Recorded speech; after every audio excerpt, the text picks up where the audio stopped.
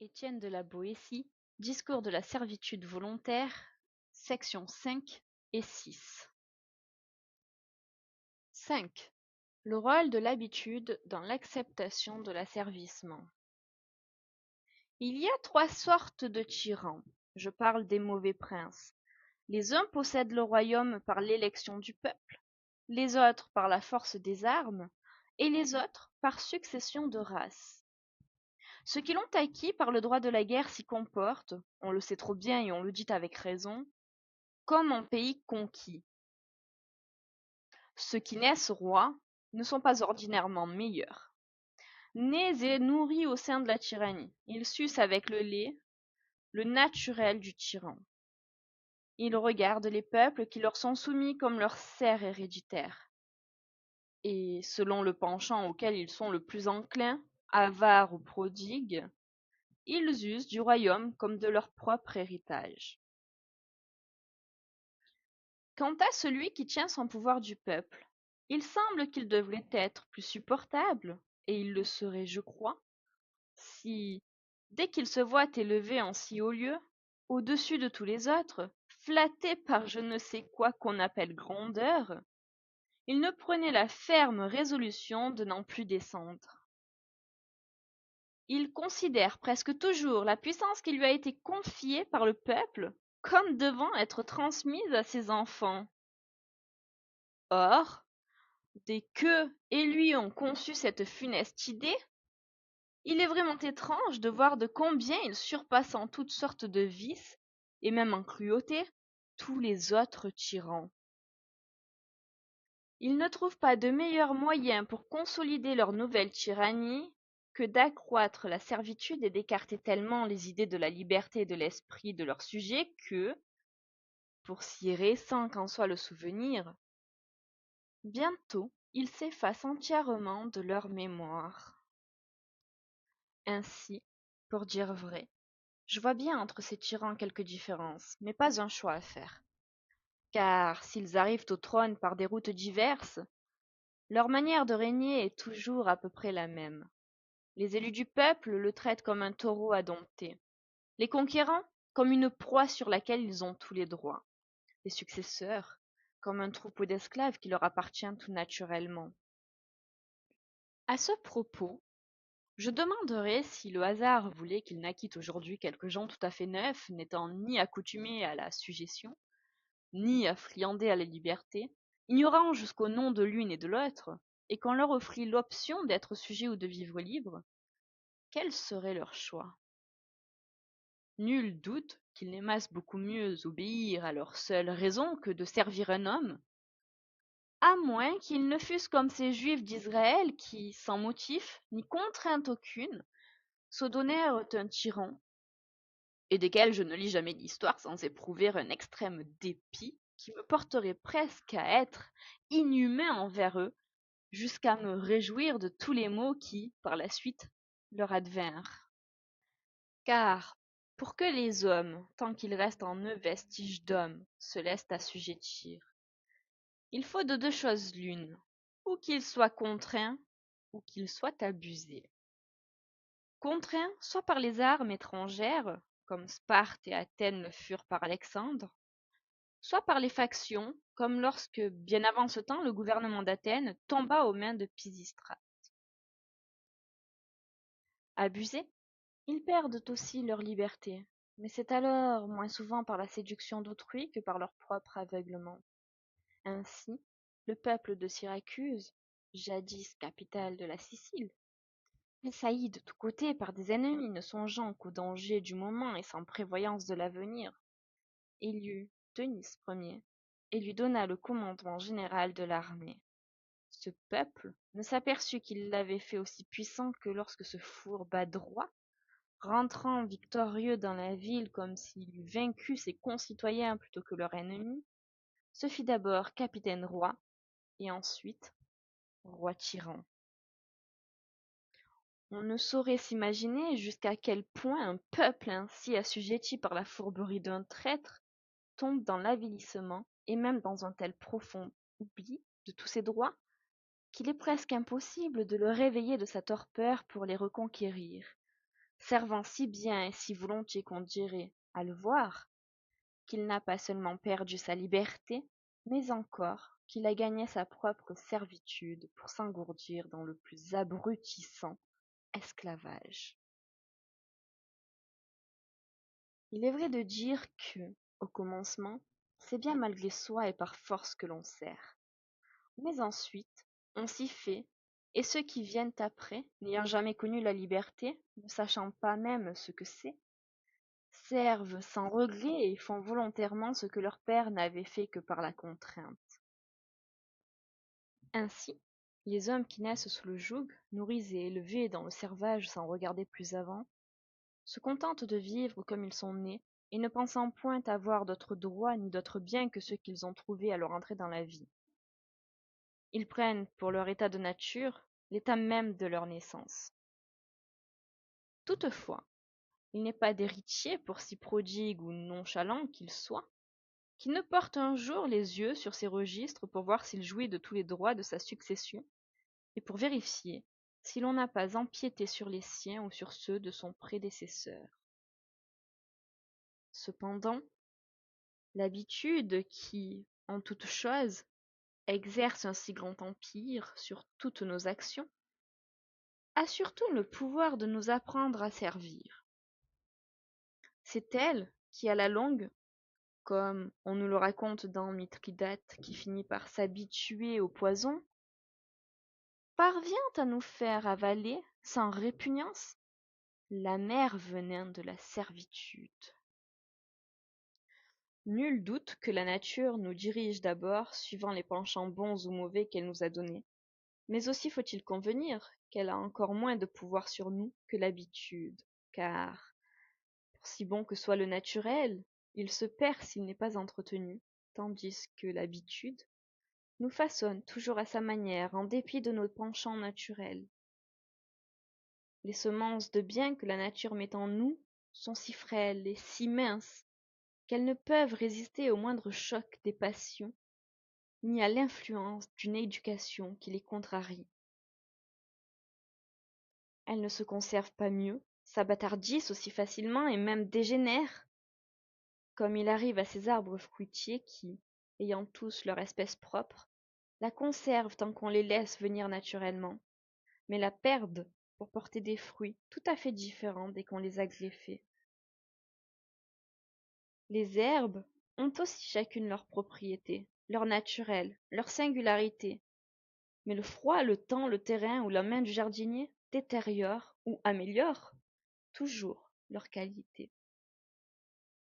La plante qu'on a vue dans un pays n'est souvent plus reconnaissable dans un autre.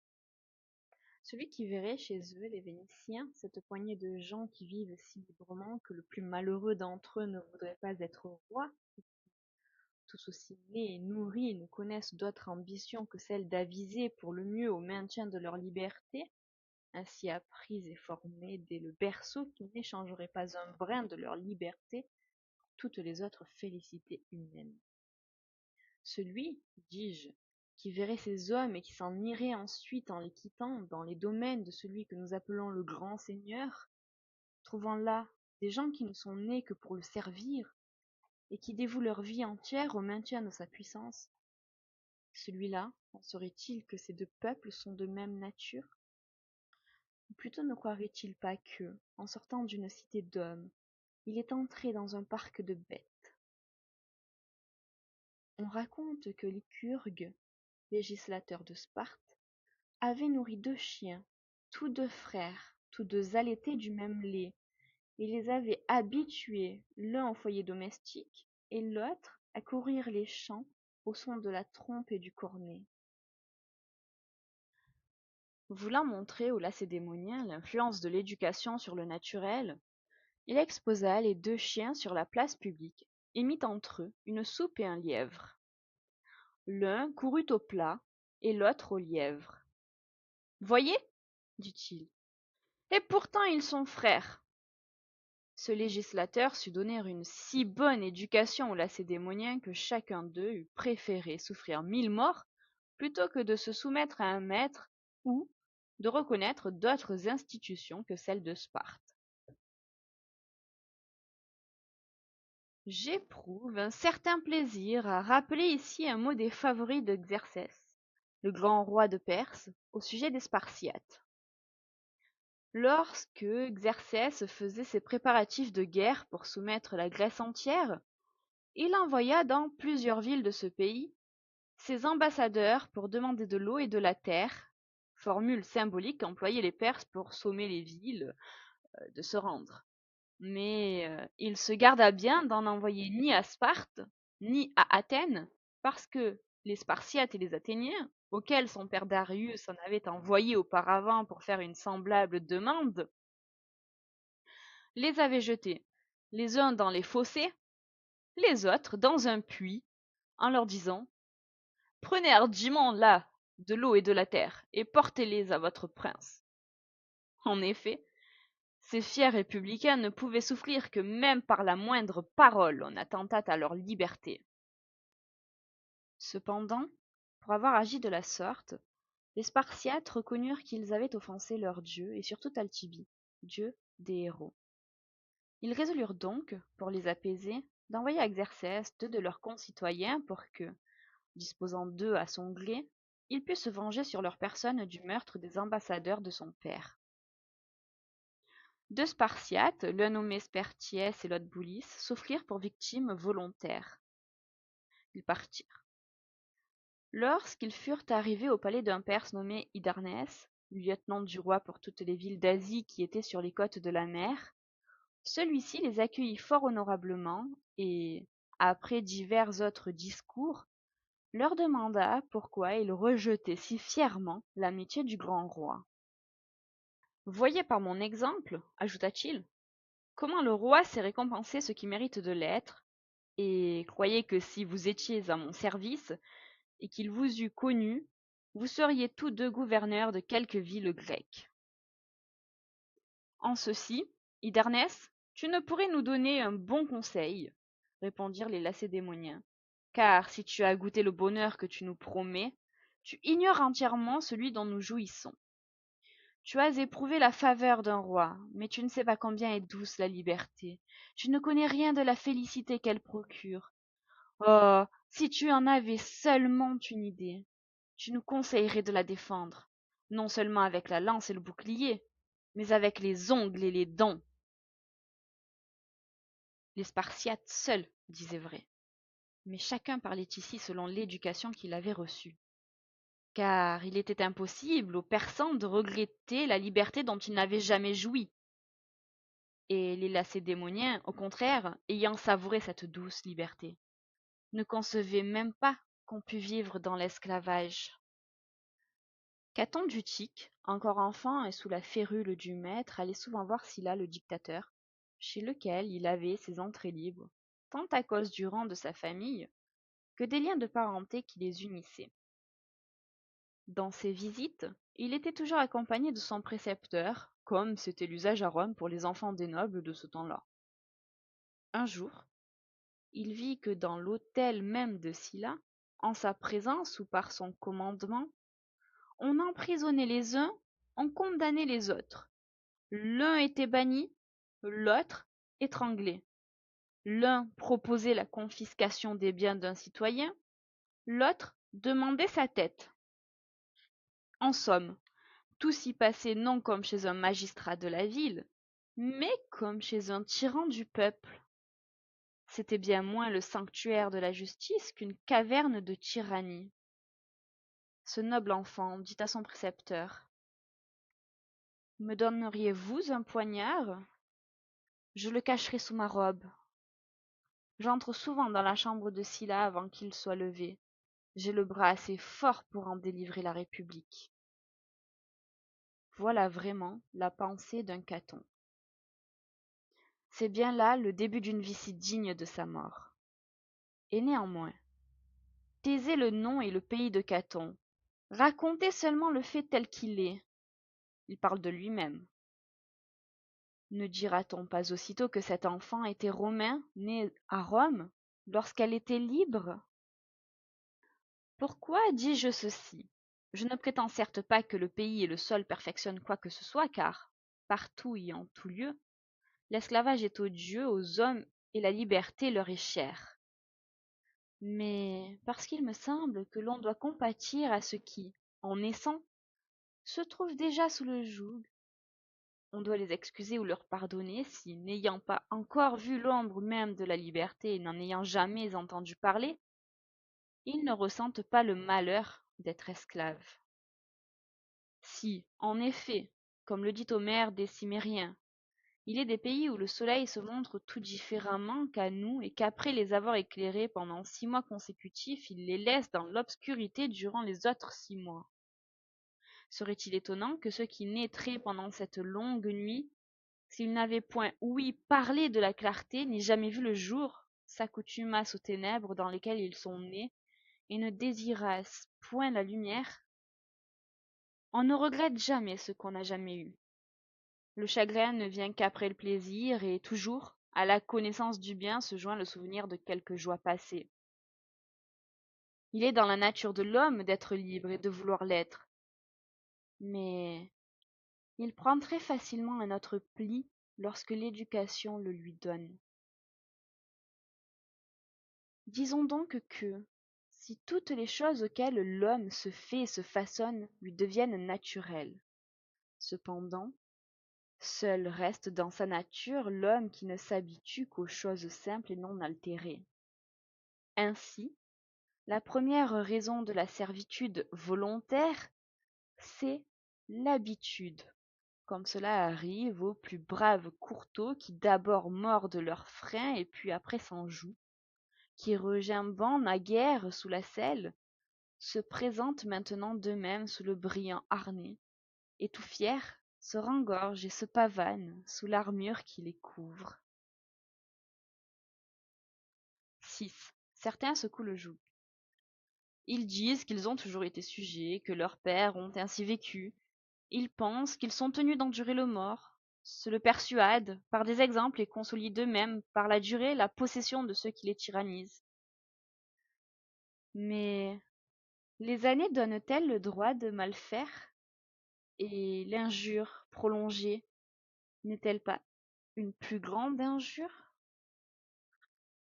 Toujours en est-il certains qui, plus fiers et mieux inspirés que les autres, sentent le poids du joug et ne peuvent s'empêcher de le secouer, qui ne se soumettent jamais à la suggestion, et qui, toujours et sans cesse, ainsi qu'Ulysse cherchant par terre et par mer à revoir la fumée de sa maison, n'ont garde d'oublier leurs droits naturels et s'empressent de les revendiquer en toute occasion. Ceux-là, ayant l'entendement net et l'esprit clairvoyant, ne se contentent pas, comme les ignorants encroutés, de voir ce qui est à leurs pieds sans regretter ni derrière ni devant. Ils rappellent au contraire les choses passées pour juger plus sainement le présent et prévoir l'avenir.